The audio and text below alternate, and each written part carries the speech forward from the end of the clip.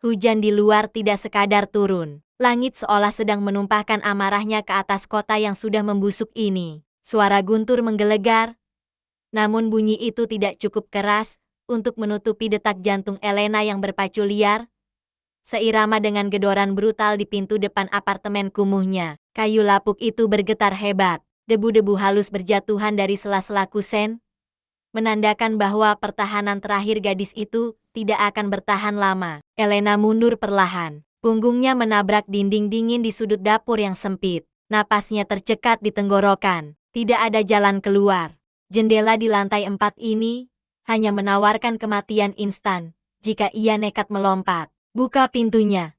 Jalang, kami tahu kau di dalam. Teriakan kasar itu disusul oleh suara hantaman keras. Sekali, dua kali, dan pada hantaman ketiga, engsel pintu menyerah. Kayu itu terbelah, membiarkan 3 sosok pria bertubuh kekar menyeruak masuk membawa aroma alkohol, keringat, dan bahaya. Ruangan kecil itu seketika terasa sesak. Pria yang memimpin sosok dengan bekas luka memanjang di pipi kiri menyeringai memamerkan gigi kuningnya. Namanya Rako. Lintah darat yang paling ditakuti di distrik ini. Mana tikus tua itu? Geram Rako. Matanya menyapu ruangan sebelum mendarat tepat pada sosok Elena yang gemetar. Ayah, ayah tidak ada di sini. Suara Elena nyaris tak terdengar. Tenggelam oleh ketakutan yang mencekik. Rako tertawa.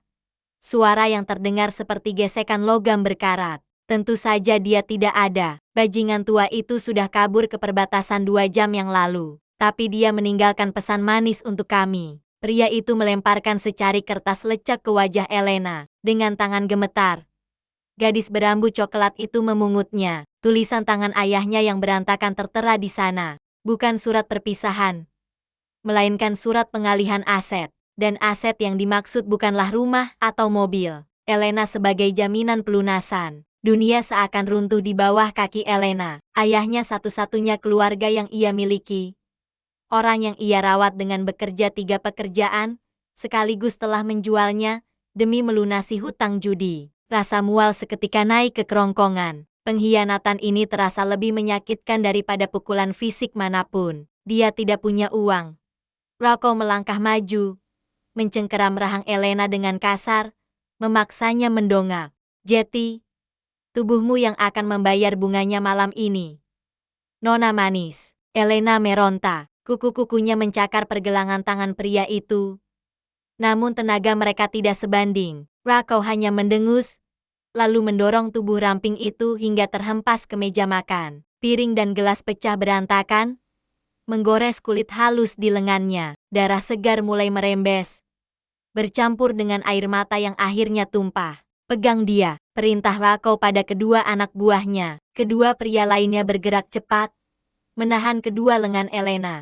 Gadis itu menjerit, sebuah teriakan putus asa yang menembus kebisingan hujan. Namun, tidak ada tetangga yang akan datang. Di lingkungan ini, semua orang tuli demi keselamatan mereka sendiri. Saat tangan kotor Rako mulai merobek ke meja kerja Elena, sebuah suara lain terdengar. Bukan teriakan, bukan bentakan, hanya suara langkah kaki. Tak, tak, tak.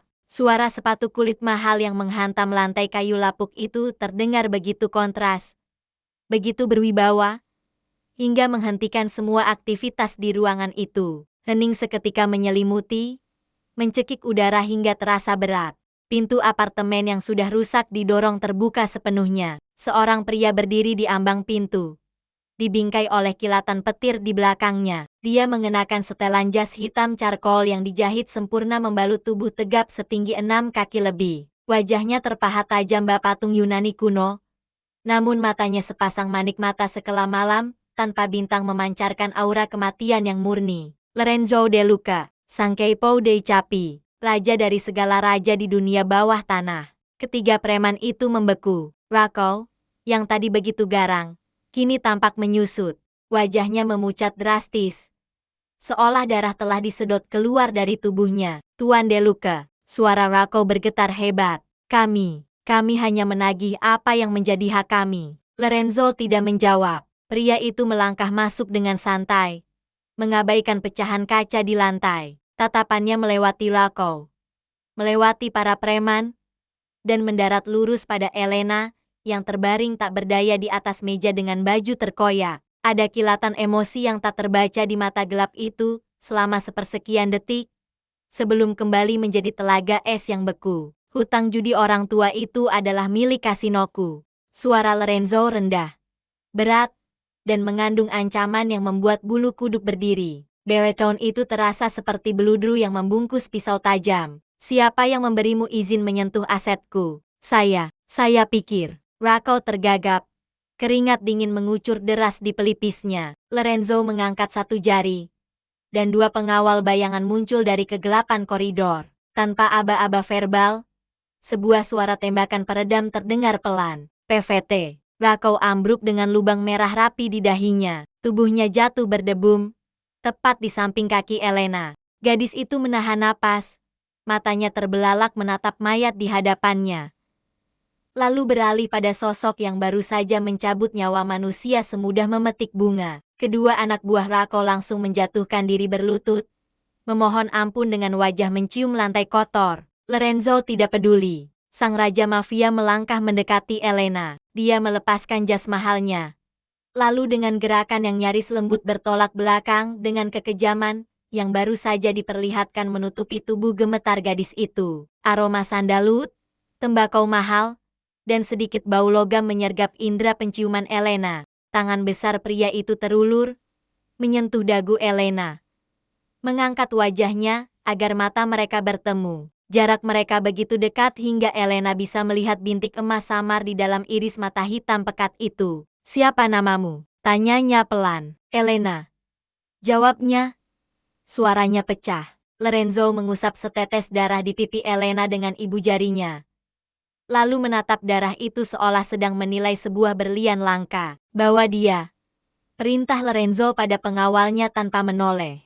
Bersihkan kekacauan ini. Elena sekarang milikku. Pandangan Elena memburam. Rasa sakit fisik, syok mental, dan kehadiran sosok mengerikan di hadapannya membuat kesadarannya perlahan menghilang. Sebelum kegelapan total merenggutnya, hal terakhir yang ia rasakan adalah tubuhnya diangkat oleh lengan yang kokoh, membawanya pergi dari neraka kecilnya menuju sesuatu yang mungkin jauh lebih berbahaya. Kesadaran kembali pada Elena dalam gelombang yang lambat dan membingungkan. Hal pertama yang ia rasakan bukanlah permukaan meja kayu yang keras atau lantai yang dingin, melainkan kelembutan sutra yang membelai kulitnya. Udara di sekitarnya tidak berbau apek dan lembab, melainkan harum lavender segar dengan sentuhan antiseptik yang steril. Kelopak matanya terasa berat saat dipaksa terbuka. Cahaya matahari pagi yang lembut menerobos masuk melalui celah tirai tebal, menyilaukan pandangannya sejenak. Elena mengerjapkan mata,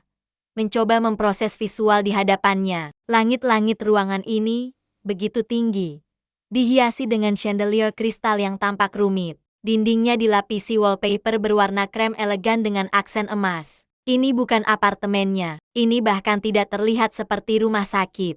Ini adalah kamar tidur seorang raja. Kepanikan menyergap seketika. Elena tersentak bangun, duduk tegak di atas ranjang berukuran king size, yang bisa memuat 4 orang sekaligus. Rasa nyeri di sekujur tubuhnya mengingatkan kembali pada kejadian malam sebelumnya. Ayahnya, Rako, tembakan itu, dan Lorenzo. Gadis itu menyingkap selimut sutra yang menutupi tubuhnya dan menyadari bahwa pakaiannya telah diganti. Kemeja kerjanya yang robek dan celana jeans kotor telah berganti dengan gaun tidur sutra berwarna merah marun yang jatuh pas di tubuhnya. Siapa yang menggantinya? Pikiran itu membuat perutnya mulas. Elena turun dari ranjang. Kakinya tenggelam dalam karpet bulu tebal saat ia berjalan menuju jendela raksasa yang mendominasi satu sisi dinding. Tangan kurusnya menyibakkan tirai berat itu. Pemandangan di baliknya membuat napasnya tertahan. Dia berada di lantai yang sangat tinggi.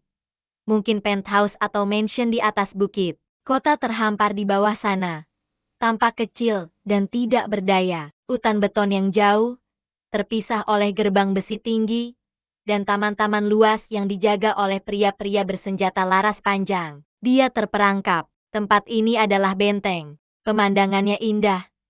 Bukan? Suara itu muncul dari arah pintu, membuat Elena berputar cepat dengan jantung yang nyaris melompat keluar. Lorenzo berdiri di sana, bersandar santai pada bingkai pintu mahoni. Pria itu tidak lagi mengenakan jas formal. Dia terlihat lebih santai namun tidak kalah berbahaya dengan kemeja putih yang lengan bajunya digulung hingga siku, memperlihatkan tato rumit yang melilit di lengan kirinya, dan celana bahan hitam. Sang Raja Mafia melangkah masuk.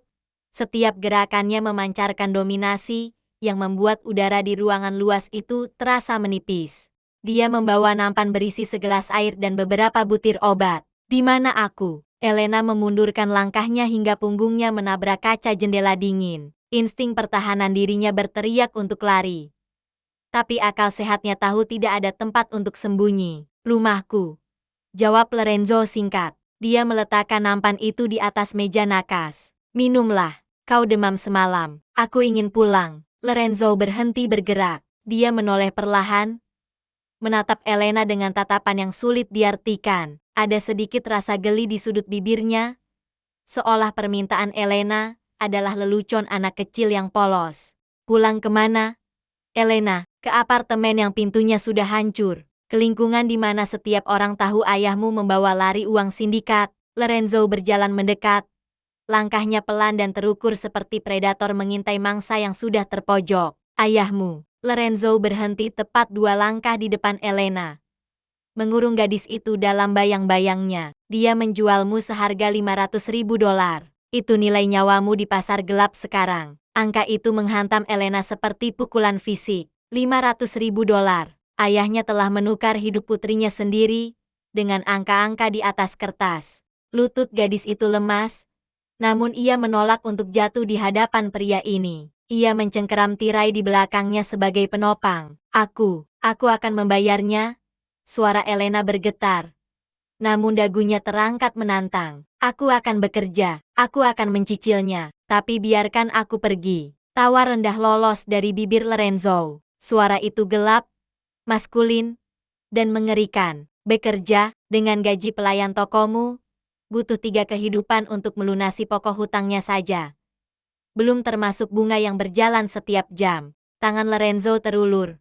Kali ini bukan untuk menyakiti, melainkan menyelipkan sehelai rambut coklat Elena ke belakang telinga. Sentuhan jari-jari kasar itu di kulit lehernya mengirimkan sengatan listrik yang aneh campuran antara ketakutan dan sesuatu yang lain yang tak ingin Elena akui. Kau tidak mengerti posisimu, Tesoro sayangku.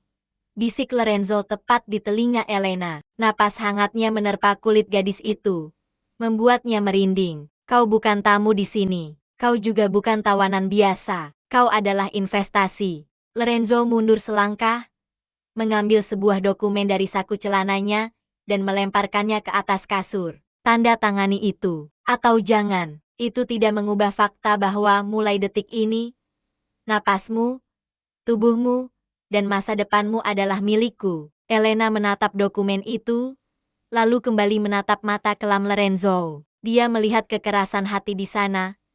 Dinding tebal yang tidak bisa ditembus oleh air mata atau permohonan. Pria ini adalah hukum. Pria ini adalah takdir barunya. Bagaimana jika aku lari? Tantang Elena. Matanya berkaca-kaca, namun menyala dengan api kemarahan. Lorenzo tersenyum miring. Senyuman yang tidak mencapai matanya. Dia membungkuk sedikit, mensejajarkan wajahnya dengan wajah Elena. Cobalah. Tantangnya balik dengan nada suara yang begitu tenang hingga terdengar seperti janji suci. Lari ke ujung dunia. Sembunyi di lubang terdalam. Bayanganku akan selalu menemukanmu. Tidak ada pintu keluar dari sini, Elena. Satu-satunya jalan keluar adalah jika aku bosan padamu. Atau jika kau mati. Pernyataan itu menggantung di udara. Berat dan absolut. Elena menyadari saat itu juga. Sangkar emas ini jauh lebih kuat daripada penjara besi manapun. Dia terjebak dalam pelukan sang Raja Iblis, dan permainan kucing tikus baru saja dimulai. Malam itu, Mansion Deluxe berubah wajah. Jika biasanya bangunan megah itu berdiri sunyi bak makam raja-raja kuno, kini lampu-lampu kristal di ballroom utama menyala terang, memuntahkan cahaya keemasan ke halaman yang gelap. Deretan mobil mewah Ferrari, Rolls-Royce, Bentley mengantre di jalan masuk berkerikil. Memuntahkan para tamu elit dunia bawah tanah yang datang untuk menjilat atau sekadar memastikan posisi mereka aman di hadapan sang penguasa. Bagi Elena, hiruk-pikuk ini adalah satu hal. Kesempatan. Gadis itu berdiri di balik tirai beludru tebal di lantai 2. Matanya yang tajam mengamati pergerakan para penjaga. Konsentrasi mereka terpecah. Beberapa sibuk memeriksa undangan, sementara yang lain memastikan keamanan perimeter luar. Pintu samping yang mengarah ke taman belakang jalur suplai catering terbuka sedikit lebih lama dari biasanya. Jantungnya berdebar kencang, memukul-mukul rongga dadanya dengan ritme ketakutan sekaligus harapan. Ini gila, ini bunuh diri. Namun, opsi untuk tetap menjadi boneka pajangan Lorenzo jauh lebih mengerikan. Elena bergerak. Kakinya yang dibalut sepatu flat sederhana satu-satunya alas kaki nyaman yang ia temukan di lemari melangkah tanpa suara menyusuri koridor panjang. Ia menghindari kamera pengawas dengan menghafal pola rotasi yang sempat ia perhatikan selama 2 hari terkurung. Napasnya tertahan setiap kali mendengar suara langkah kaki pelayan melintas. Tangga belakang yang sempit dan gelap menjadi rute pelariannya. Udara malam yang dingin langsung menampar wajahnya begitu ia berhasil menyelinap keluar dari pintu dapur yang tidak terkunci. Aroma rumput basah dan kebebasan menyergap indera penciumannya. Lari. Insting purbanya mengambil alih. Elena berlari membelah kegelapan taman belakang, mengabaikan ranting-ranting pohon hias yang menggores lengan dan wajahnya. Paru-parunya terasa terbakar, memprotes asupan oksigen yang mendadak. Namun kakinya terus membawanya menuju tembok pembatas di sisi barat yang tertutup tanaman rambat. Hanya tinggal 50 meter lagi. Hujan mulai turun rintik-rintik, menyamarkan suara langkah kakinya. Harapan membuncah di dada. Ia bisa melakukannya. Ia bisa bebas. Namun, harapan itu hancur berkeping-keping saat sorot lampu sorot tiba-tiba menyala, membutakan pandangannya. Elena mematung. Cahaya putih menyilaukan itu membingkai sosok tinggi besar yang berdiri santai di dekat gerbang kecil, seolah sudah menanti kedatangannya sejak berjam-jam lalu. Asap rokok mengepul tipis dari bibir sosok itu, meliuk-liuk dihantam angin malam sebelum menghilang. Kau terlambat 3 menit dari prediksiku, Elena. Suara itu tenang, datar, namun memiliki daya rusak setara gempa bumi. Lorenzo melangkah maju, keluar dari bayang-bayang. Pria itu masih mengenakan setelan formal pestanya. Dasi kupu-kupu hitam menggantung longgar di leher kemeja putihnya yang sedikit terbuka. Wajah tampannya tidak menunjukkan kemarahan, hanya kekecewaan dingin yang jauh lebih menakutkan. Bagaimana? Elena mundur selangkah. Kakinya gemetar hebat hingga nyaris tak sanggup menopang berat tubuhnya sendiri. Bagaimana aku tahu? Lorenzo membuang puntung rokoknya, menginjaknya dengan ujung sepatu kulit mengkilap. Aku memiliki mata di setiap sudut neraka ini. Sayang, kau pikir pintu dapur itu terbuka karena kebetulan? Kau pikir penjaga di koridor itu buta? Jebakan. Semuanya hanyalah permainan bagi pria ini. Elena merasa dipermainkan seperti tikus yang diberi ilusi lubang keluar sebelum lehernya dipatahkan. Kenapa kau tidak membunuhku saja? Teriak Elena frustrasi.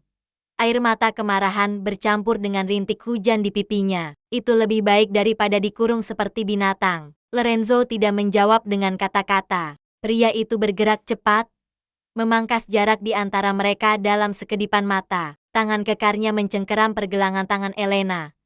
Bukan untuk mematahkan tulang, melainkan menariknya mendekat hingga tubuh mereka bertabrakan. Membunuhmu, bisiknya di telinga gadis itu. Suaranya serak dan berbahaya. Itu terlalu mudah. Kau belum membayar apapun. Tanpa peringatan, Lorenzo menyeret Elena kembali ke dalam mansion, bukan melalui pintu dapur, melainkan pintu utama.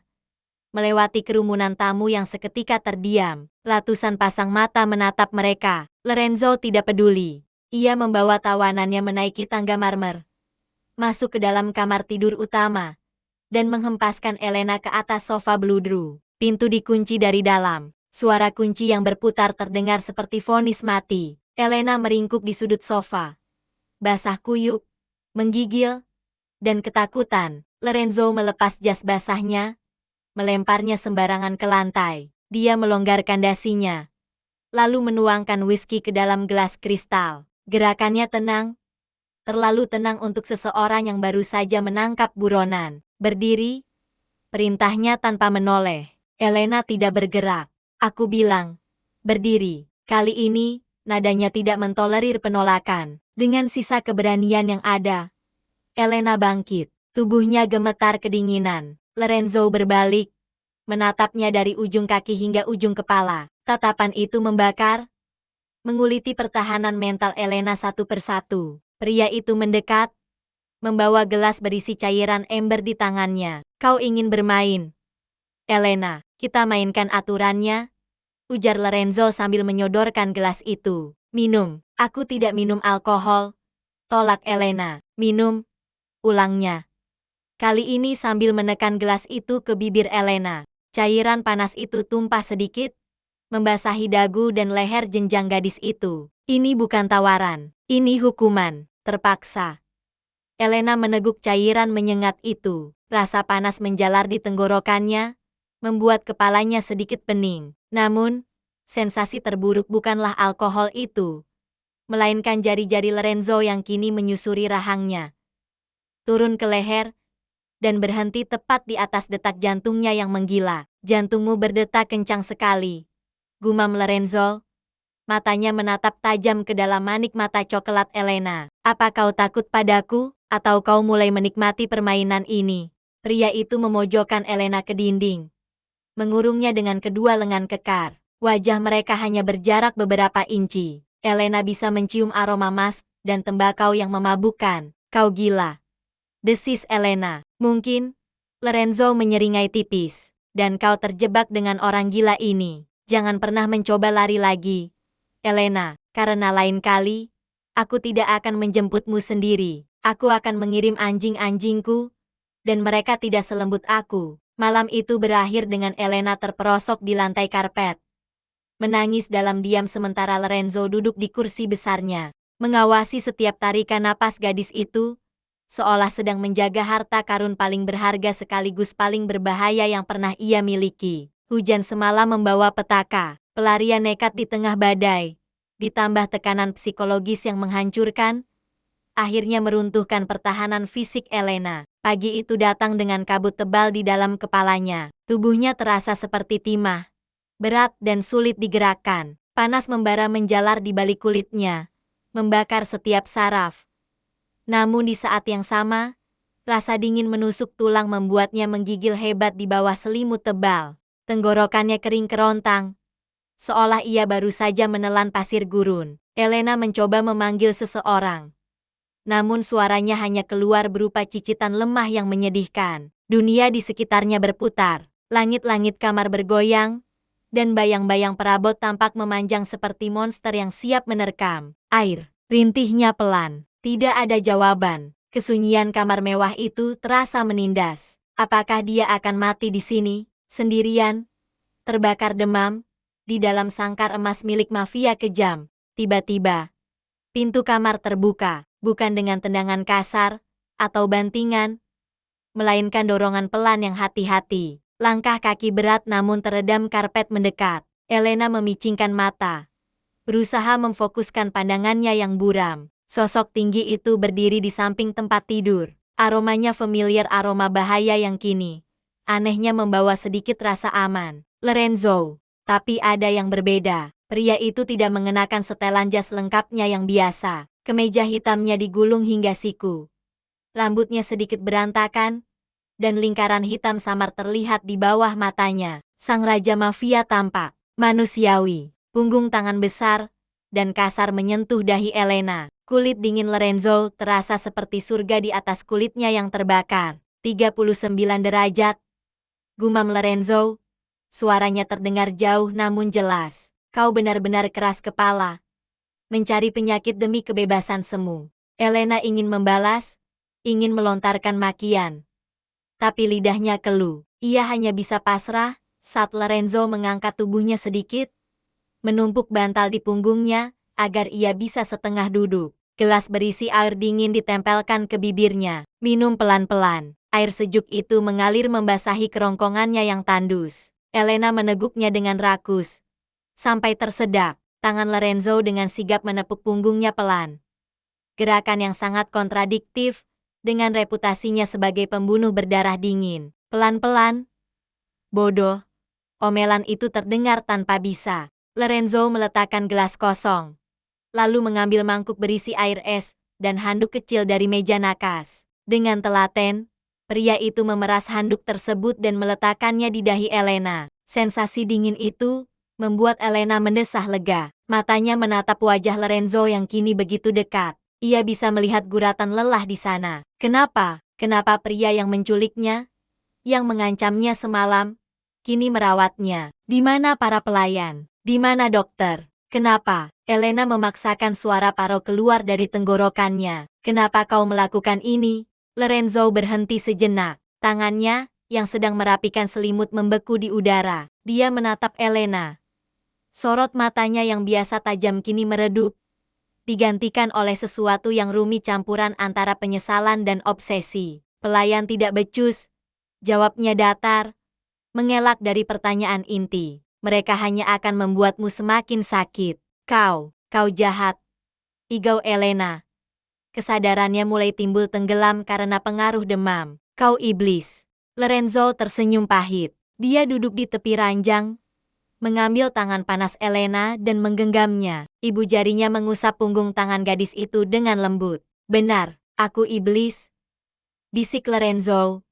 Lebih kepada dirinya sendiri daripada kepada Elena. Tapi bahkan iblis pun menjaga apa yang menjadi miliknya. Dalam kabut demamnya, Elena merasa halusinasi ini terlalu nyata. Pria yang ditakuti seluruh kota, yang bisa menghancurkan hidup seseorang dengan satu jentikan jari, kini duduk di sampingnya, mengganti kompres setiap 10 menit, dan memastikan selimutnya tidak tersibak. Jangan mati, Elena.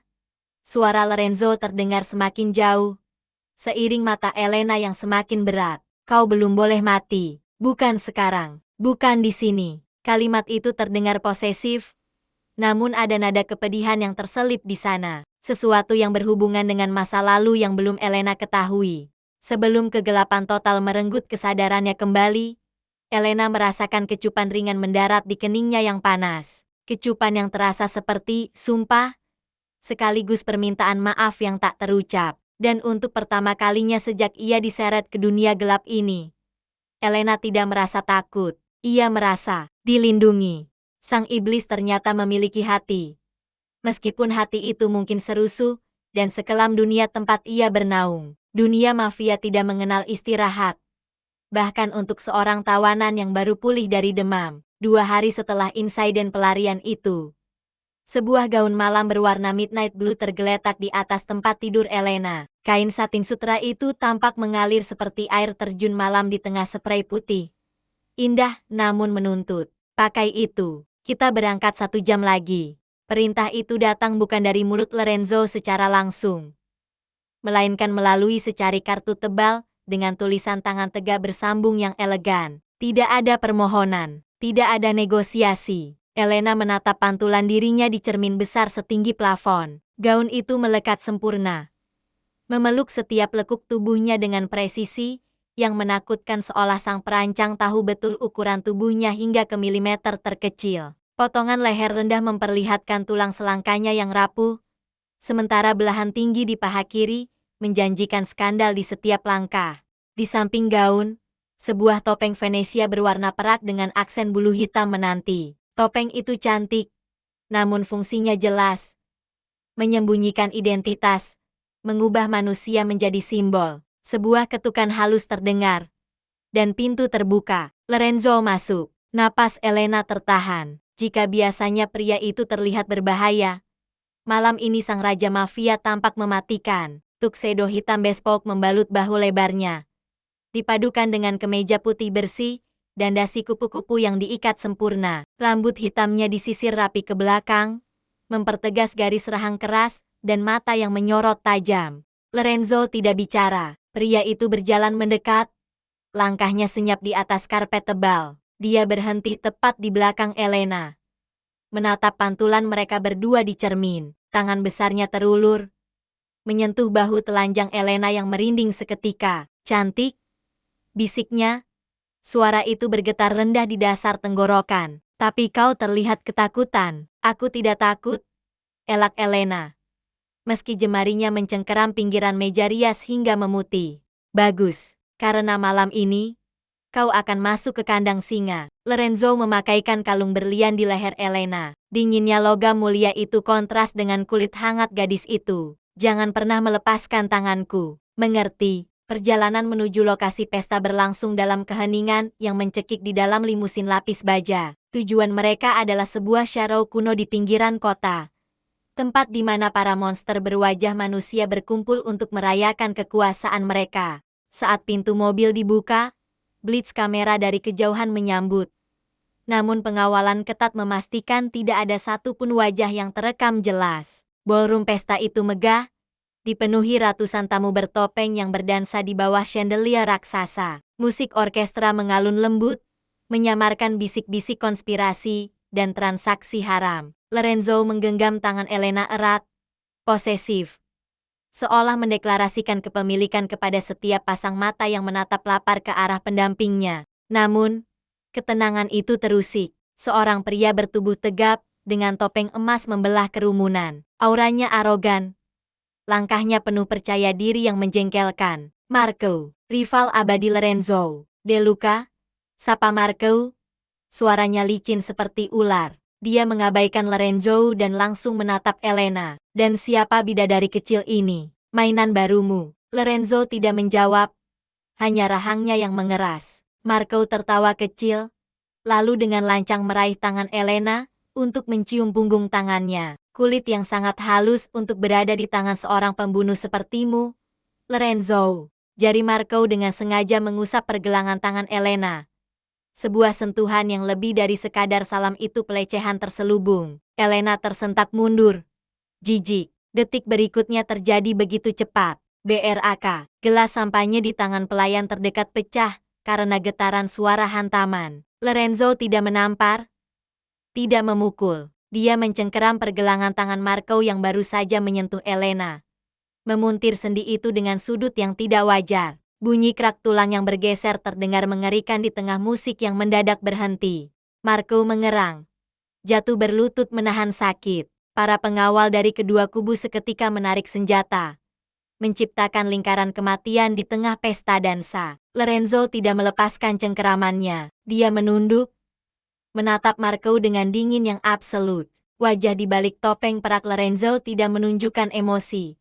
Hanya kekosongan yang menjanjikan pembantaian. Aku sudah bilang. Marco.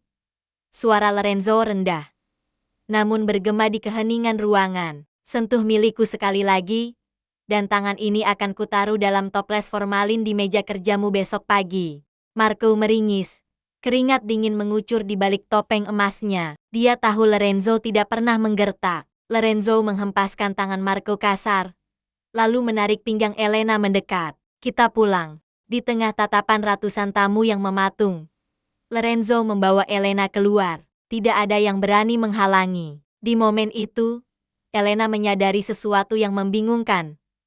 Di balik kekejaman pria yang menyeretnya ini, ada rasa aman yang aneh. Lorenzo baru saja menyatakan perang demi dirinya. Keheningan di dalam mobil perjalanan pulang terasa jauh lebih berat daripada saat berangkat. Ketegangan sisa insiden di pesta masih menggantung di udara, tebal dan menyesakkan. Lorenzo duduk di sudut gelap, memijat pelipisnya, sementara tangannya yang lain memegang gelas whisky yang baru saja dituangkan dari minibar mobil. Elena menatap profil samping pria itu. Bayangan lampu jalan yang melintas silih berganti menyinari wajah Lorenzo, memperlihatkan gurat lelah yang jarang ia tunjukkan. Kenapa? Satu kata itu lolos dari bibir Elena, memecah kesunyian. Lorenzo menoleh perlahan. Matanya yang gelap, yang biasanya penuh perhitungan, kini tampak keruh. Kenapa apa? Kenapa kau melakukan itu? Kau bisa memicu perang antar keluarga mafia hanya karena dia menyentuh tanganku? Suara Elena bergetar. Logikanya tidak bisa menerima. Dia hanyalah jaminan hutang, barang dagangan. Kenapa mengambil risiko sebesar itu? Pria itu mendengus kasar, meneguk habis minumannya. Marco sudah lama mencari alasan untuk menyerangku. Kau hanya pemicu kecil. Bohong. Mobil berhenti mendadak di depan gerbang mansion. Lorenzo tidak menunggu sopir membukakan pintu. Dia keluar, membanting pintu dengan keras, lalu berjalan cepat menuju ruang kerjanya di lantai dasar. Elena, didorong oleh adrenalin dan rasa ingin tahu yang membakar, mengejarnya. Ruang kerja Lorenzo adalah tempat terlarang, gelap, berbau tembakau mahal dan kulit tua. Dindingnya dipenuhi rak buku tinggi dan brankas besi. Katakan padaku, Lorenzo. Elena menghadang langkah pria itu, tepat di depan meja kerjanya yang masif. Aku berhak tahu kenapa aku ada di sini. Bukan karena hutang ayahku, kan? Hutang itu kecil bagimu. $500.000 tidak ada artinya untuk seorang raja mafia. Lorenzo membeku. Dia meletakkan kedua tangannya di atas meja, menumpu berat badannya, membelakangi Elena. Bahunya naik turun mengatur napas. Kau benar? Suaranya parau. Uang itu sampah. Pria itu berbalik, membuka laci meja kerjanya dengan kasar. Dia mengambil sebuah benda kecil dan melemparkannya ke atas meja kayu mahoni itu. Benda itu meluncur dan berhenti tepat di depan tangan Elena. Sebuah foto Polaroid tua. Warnanya sudah memudar. Sudut-sudutnya terlipat. Dengan tangan gemetar, Elena mengambil foto itu. Di sana, terpotret seorang anak laki-laki kurus, kotor, dan penuh luka lebam, sedang duduk di trotoar sambil memegang separuh roti lapis. Di sampingnya, berdiri seorang gadis kecil dengan gaun putih bersih, tersenyum lebar sambil menyodorkan kotak susu. Wajah gadis kecil itu adalah wajah Elena. Dunia seakan berhenti berputar. Ingatan masa kecil yang terkubur dalam-dalam perlahan muncul ke permukaan. 20 tahun yang lalu, suara Lorenzo terdengar jauh, seolah datang dari masa lalu. Anak laki-laki itu hampir mati kelaparan. Dia baru saja kabur dari panti asuhan neraka setelah membunuh ayah asuhnya yang abusive. Tidak ada yang peduli. Orang-orang meludahinya. Lorenzo melangkah mendekat, mengurung Elena di antara tubuhnya dan meja kerja. Kecuali satu gadis kecil bodoh yang lari dari pengasuhnya hanya untuk memberikan bekal makan siangnya pada tikus got itu. Mata Elena membelalak, menatap Lorenzo dengan pandangan baru. Anak laki-laki di foto itu adalah Lorenzo, ayahmu. Lorenzo melanjutkan, nadanya berubah menjadi geraman rendah. Dia bukan hanya penjudi. Dia mencuri dokumen rahasia dari sindikat Rusia. Mereka sedang memburunya. Jika aku tidak mengambilmu malam itu, Elena, jika aku membiarkanmu di apartemen itu 1 jam saja lebih lama, orang-orang Rusia itu yang akan menemukanmu, dan mereka tidak akan menagih hutang dengan uang. Potongan-potongan puzzle itu akhirnya menyatu. Kekerasan malam itu, penculikan itu, kurungan di mansion ini. Kau tidak menahanku, bisik Elena. Matanya mulai berkaca-kaca. Kau menyembunyikanku. Di luar sana, kau adalah target berjalan. Di sini, di dalam sangkar ini, kau adalah milikku. Dan tidak ada yang berani menyentuh milik Lorenzo De Luque tanpa membayar dengan nyawa. Pria itu menunduk, mensejajarkan wajahnya dengan Elena. Jarak mereka begitu tipis hingga Elena bisa merasakan panas tubuh Lorenzo. Sekarang kau paham, Tesoro. Tidak ada jalan keluar, karena di luar sana adalah kematian. Dan di sini, Lorenzo menyentuh pipi Elena dengan punggung jarinya. Sentuhan yang penuh konflik batin. Di sini, ada iblis yang berhutang nyawa padamu. Elena terdiam. Rasa takut yang selama ini mencekiknya perlahan luruh, digantikan oleh emosi lain yang jauh lebih rumit dan berbahaya. Dia tidak lagi melihat penculik di hadapannya. Dia melihat seorang pelindung yang terbalut dalam dosa dan darah. Dan malam itu, dinding pemisah di antara mereka mulai retak. Mansion De Luque yang biasanya berdiri angku bak benteng tak tertembus. Sore itu terasa aneh. Bukan karena sunyi tempat ini selalu sunyi, melainkan karena ketenangan yang menggantung di udara terasa palsu. Seperti laut yang surut drastis sesaat sebelum tsunami menghantam. Elena berjalan menyusuri koridor sayap barat. Sejak pengakuan Lorenzo di ruang kerja malam itu, aksesnya tidak lagi dibatasi. Tidak ada lagi pintu terkunci. Kecuali gerbang utama, para penjaga masih mengawasi.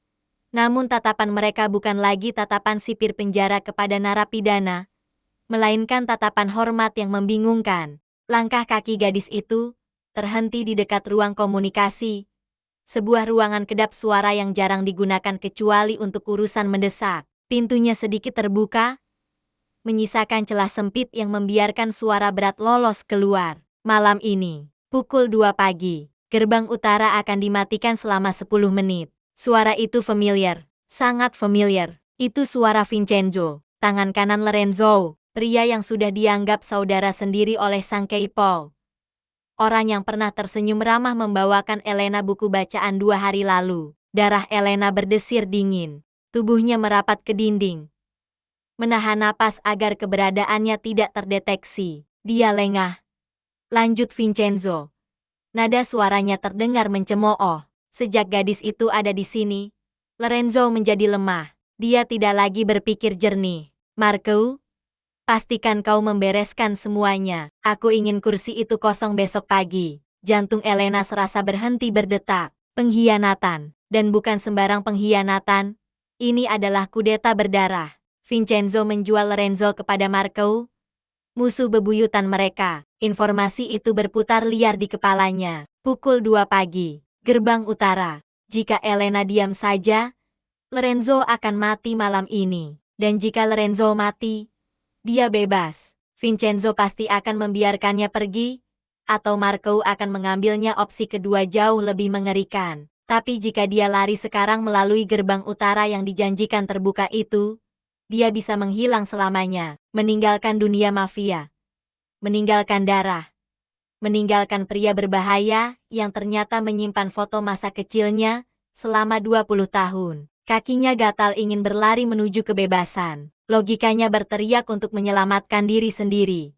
Namun, bayangan anak laki-laki kurus di foto Polaroid itu melintas. Anak yang dipukuli dunia, yang kini tumbuh menjadi pria kesepian di puncak Menara Gading. Lorenzo melindunginya dari sindikat Rusia. Lorenzo merawatnya saat demam. Elena berbalik, bukan ke arah pintu keluar, melainkan berlari sekencang mungkin menuju ruang kerja Lorenzo di sayap timur. Gaun rumahnya berkibar, napasnya memburu. BRAK, pintu mahoni ganda itu terbuka lebar karena dorongan kuat Elena. Lorenzo, yang sedang memeriksa dokumen di balik meja kerjanya, tersentak.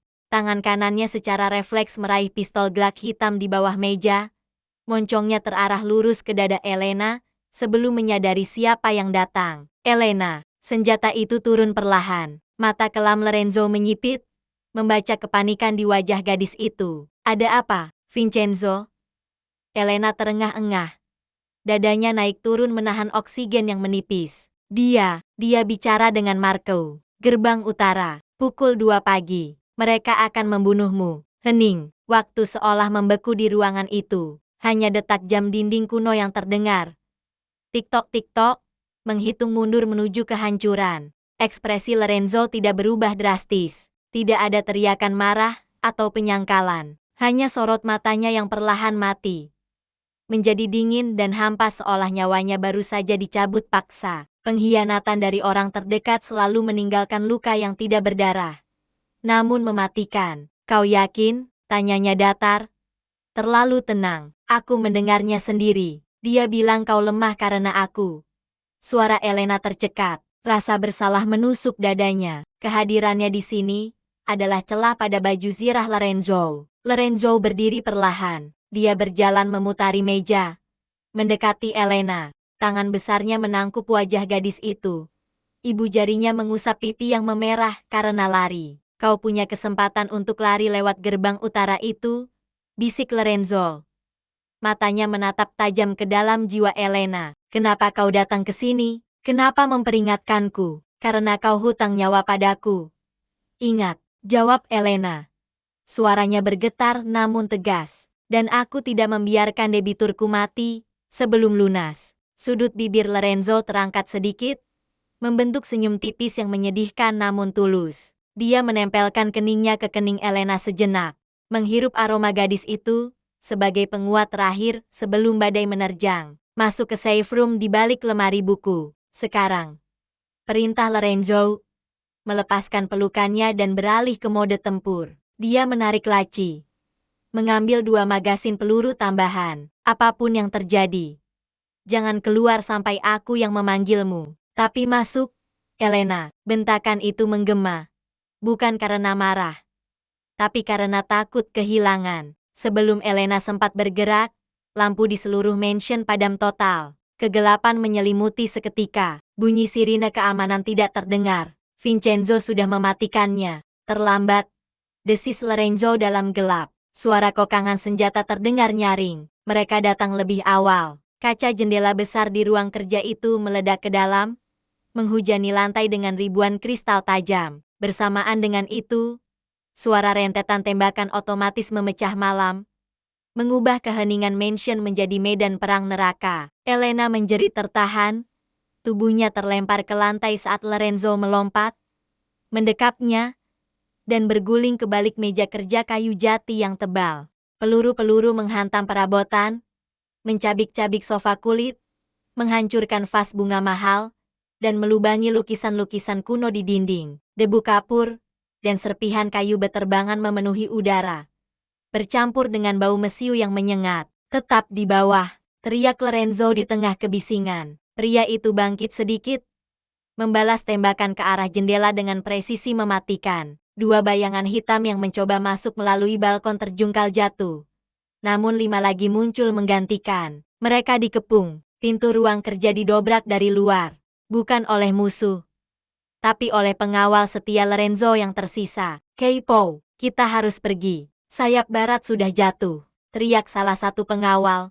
Darah segar mengucur dari pelipisnya. Lorenzo menarik Elena berdiri, menyeretnya keluar dari ruang kerja, yang kini sudah menjadi sarang lebah. Mereka berlari menyusuri koridor gelap, hanya diterangi oleh kilatan api dari moncong senjata. Suara jeritan pelayan dan benturan fisik terdengar di mana-mana. Mansion Deluxe runtuh dari dalam. Lewat dapur, perintah Lorenzo. Namun, saat mereka berbelok di ujung koridor menuju tangga pelayan, sosok Vincenzo berdiri di sana. Dia tidak sendirian. 5 orang bayaran bersenjata lengkap berdiri di belakangnya.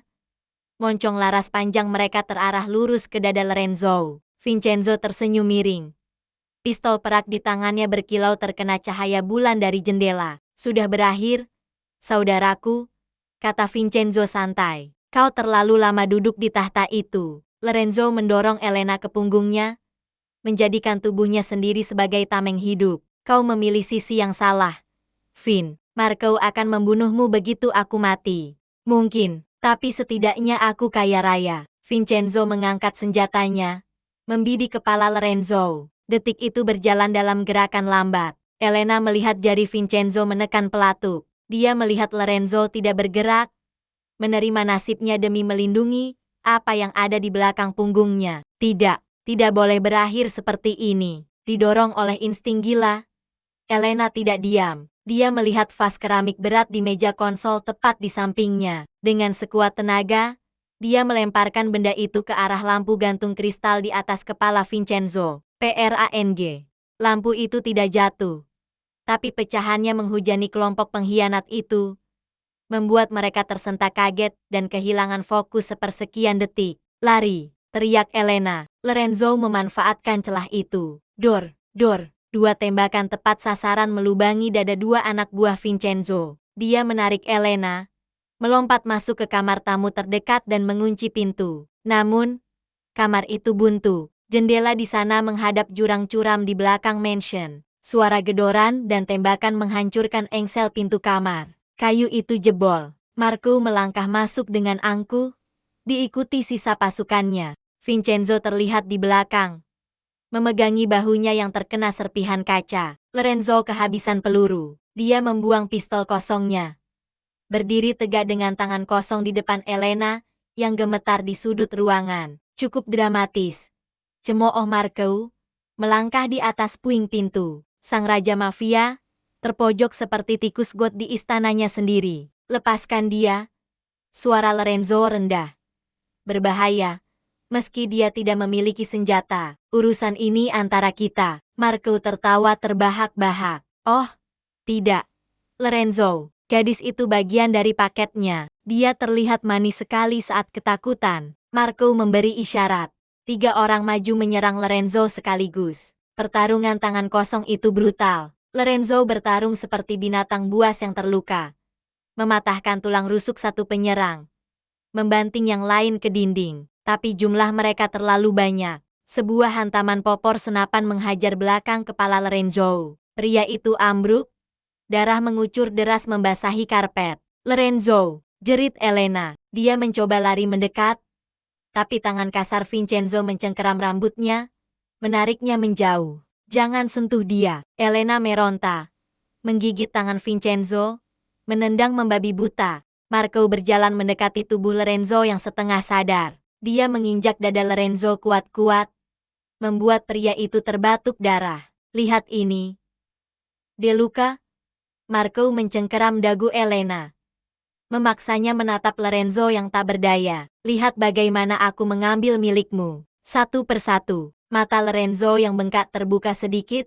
Menatap Elena dengan keputusasaan yang menghancurkan hati. Bibirnya bergerak tanpa suara. Membentuk satu kata. Lari. Tapi tidak ada tempat untuk lari. Bawa gadis itu. Perintah Marco dingin. Dan bakar tempat ini sampai rata dengan tanah. Biarkan rajanya mati bersama kerajaannya. Elena diseret paksa keluar ruangan. Jeritannya memanggil nama Lorenzo tenggelam oleh suara ledakan bom Molotov yang mulai membakar tirai-tirai sutra. Hal terakhir yang dia lihat sebelum diseret ke dalam kegelapan malam adalah sosok Lorenzo yang tergeletak di lantai. Menggapai hampa ke arahnya sementara api mulai menjilat dinding-dinding mansion. Malam itu, langit kota menyala merah. Bukan oleh kembang api, tapi oleh api kemarahan dan dendam yang baru saja lahir. Sangkar emas itu telah runtuh, namun neraka yang sesungguhnya baru saja dimulai. Gudang tua di pinggiran pelabuhan itu berbau garam, karat, dan kematian. Angin laut malam menerobos masuk melalui celah-celah dinding seng yang berlubang, membawa hawa dingin yang menusuk tulang. Namun, bagi Elena, dingin itu tidak sebanding dengan beku yang menyelimuti hatinya. Tangannya terikat erat di sandaran kursi besi. Pergelangan tangannya lecet dan berdarah karena gesekan kasar tali tambang. Di hadapannya, Marco duduk santai di atas peti kemas, memutar-mutar pistol perak di jarinya sambil menikmati pemandangan tawanan barunya. Kau tahu, Elena? Suara Marco bergema di ruangan luas yang kosong itu. Lorenzo bodoh sekali. Dia membangun kerajaan di atas mayat, tapi runtuh hanya karena sepasang mata coklat. Elena diam, bibirnya pecah, pipinya lebam bekas tamparan Vincenzo saat perjalanan tadi. Dia menatap lurus ke depan, menolak memberikan kepuasan pada Marco untuk melihat air matanya. Dia sudah mati.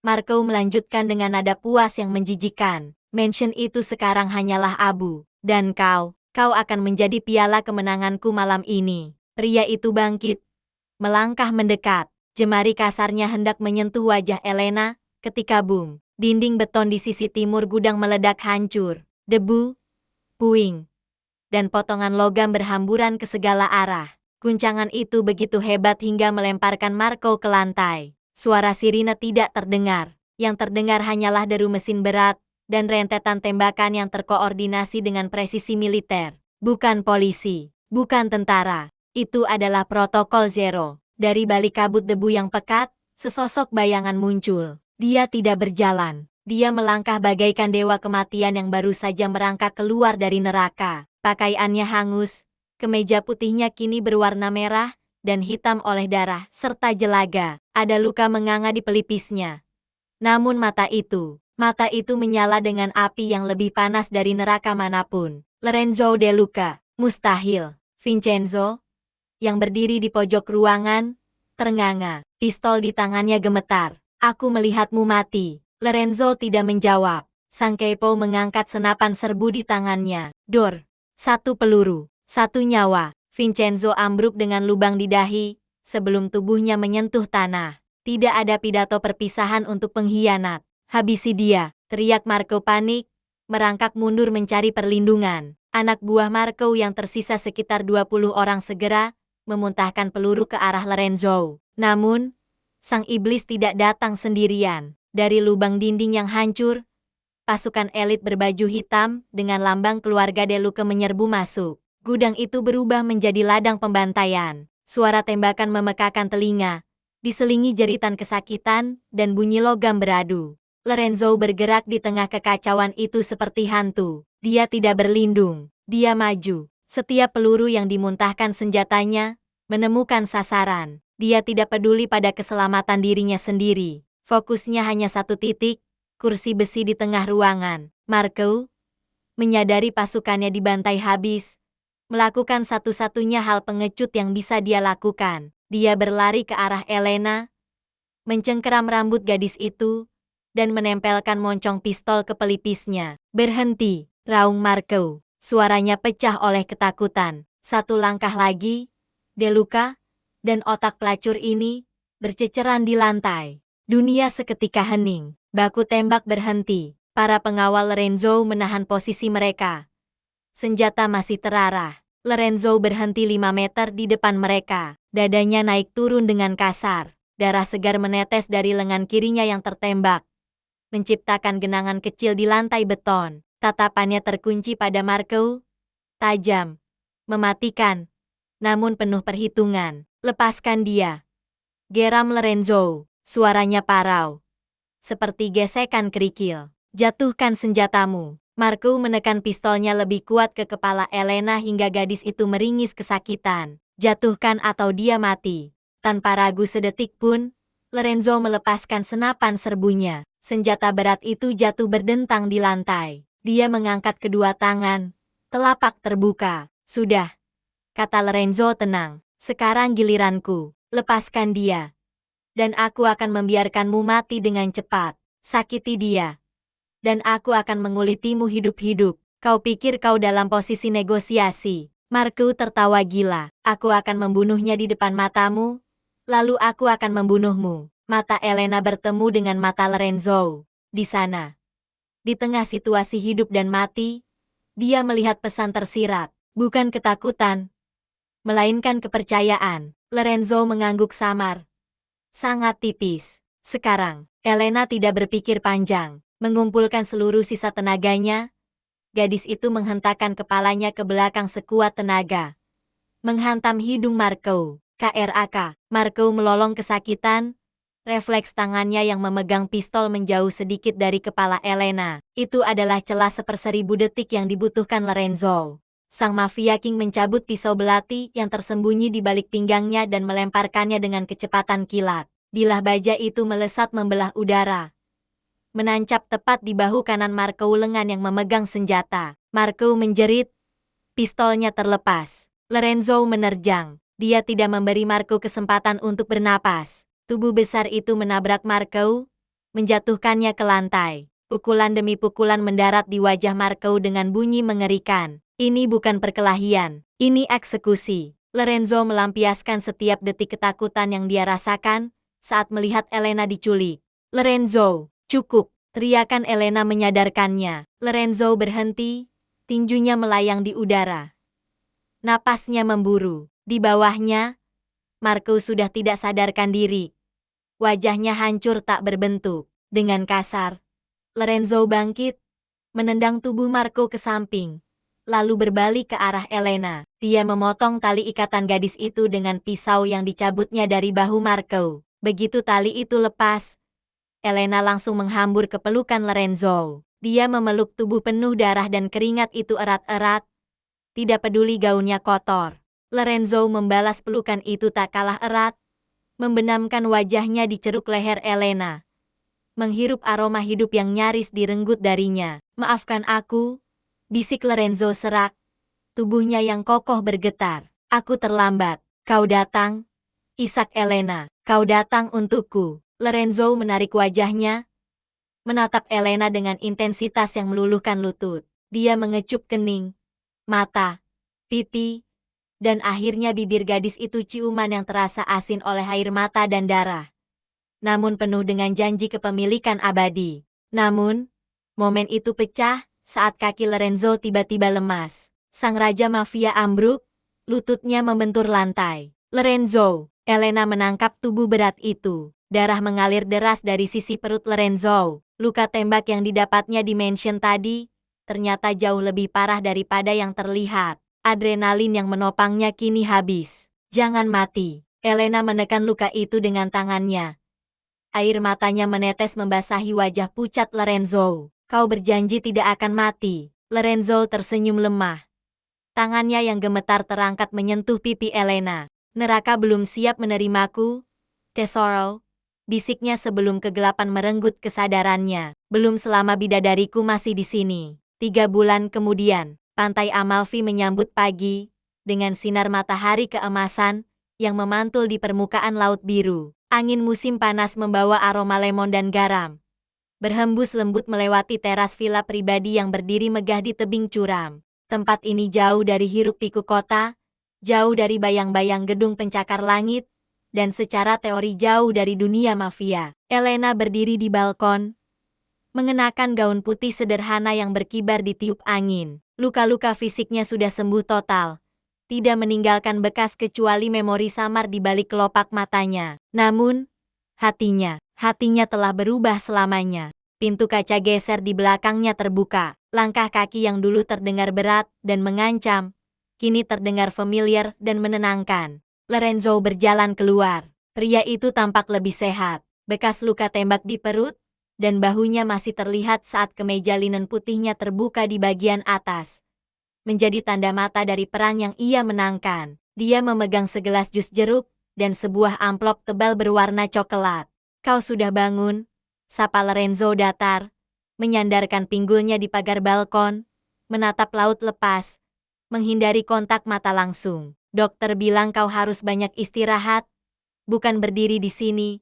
Kau tegur Elena lembut. Lorenzo mengabaikan komentar itu. Dia meletakkan gelas jus di meja kecil, lalu menyodorkan amplop tebal itu kepada Elena. Ambillah. Elena mengernyit. Apa ini? Kebebasanmu? Jawab Lorenzo singkat. Jantung Elena berdegup kencang. Namun kali ini bukan karena takut. Dia membuka amplop itu. Di dalamnya terdapat paspor baru dengan identitas baru yang bersih. Sertifikat kepemilikan sebuah toko bunga di Paris, impian masa kecil yang pernah ia ceritakan sekilas saat demam, dan cek ban dengan nominal yang cukup untuk hidup mewah seumur hidup. Hutang ayahmu sudah lunas. Bunga dan pokoknya. Lanjut Lorenzo. Suaranya terdengar hampa. Seolah setiap kata yang keluar mengikis nyawanya sedikit demi sedikit. Musuh-musuhku sudah hancur. Marco mati. Organisasinya bubar. Tidak ada lagi yang memburumu. Lorenzo akhirnya menoleh. Menatap Elena dengan ekspresi yang sulit diartikan, campuran antara cinta yang mendalam dan kerelaan yang menyakitkan. Pesawatmu berangkat nanti sore. Jet pribadi sudah siap di landasan. Elena menatap isi amplop itu, lalu menatap wajah pria di hadapannya. Pria yang telah menculiknya, mengurungnya. Namun juga pria yang telah menantang maut, menghancurkan dunianya sendiri, dan merangkak keluar dari neraka hanya untuk memastikan dia bernapas hari ini. Kau mengusirku? Tanya Elena pelan. Aku membebaskanmu. Elena, dunia kita berbeda. Aku tetaplah monster. Tanganku penuh darah. Kau pantas mendapatkan cahaya, bukan kegelapan yang kubawa. Hening sejenak. Hanya suara ombak yang memecah karang di bawah sana. Perlahan, Elena merobek amplop itu. Grep. Mata Lorenzo membelalak. Apa yang kau lakukan? Elena merobek paspor, cek, dan tiket itu menjadi potongan-potongan kecil. Dia berjalan ke tepi balkon dan melepaskan serpihan kertas itu, membiarkannya terbang terbawa angin menuju laut, lenyap di telan buih ombak. Kau, Lorenzo tampak terpaku. Tidak percaya. Aku tidak butuh toko bunga di Paris, kata Elena. Melangkah mendekati Lorenzo hingga ujung sepatu mereka bersentuhan. Dia mendongak, menantang tatapan sang kepo. Dan aku tidak butuh identitas baru. Aku suka namaku yang sekarang. Elena. Kau tidak mengerti. Bersamaku berarti bahaya. Bersamaku berarti target di punggungmu seumur hidup. Lorenzo mencoba memperingatkan, meski tangannya sudah gatal ingin meraih gadis itu. Aku tahu. Potong Elena tegas. Dia meraih kerah kemeja Lorenzo, menarik pria itu menunduk. Tapi kau lupa satu hal, Tuan De Luca. Kau bilang, bayanganku akan selalu menemukanmu. Kau bilang, tidak ada jalan keluar. Elena berjinjit, membisikkan kalimat pamungkas di bibir pria itu. Aku tidak pernah mencari jalan keluar, karena sangkar emasmu adalah satu-satunya rumahku. Pertahanan Lorenzo runtuh. Dinding baja yang dia bangun untuk melindungi Elena dari dirinya sendiri hancur lebur. Dengan geraman rendah, dia menyambar pinggang Elena, mengangkat tubuh mungil itu, dan mendudukkannya di atas pagar balkon yang lebar, mengurungnya di antara kedua lengan kekarnya. Kau akan menyesal, ancam Lorenzo, namun matanya memancarkan pemujaan murni. Kau baru saja menandatangani kontrak dengan iblis seumur hidup. Kalau begitu, jadikan aku ratunya, tantang Elena, melingkarkan lengan di leher Lorenzo. Lorenzo tertawa-tawa lepas yang jarang terdengar, tawa bahagia seorang pria yang akhirnya menemukan belahan jiwanya. Dia mencium Elena.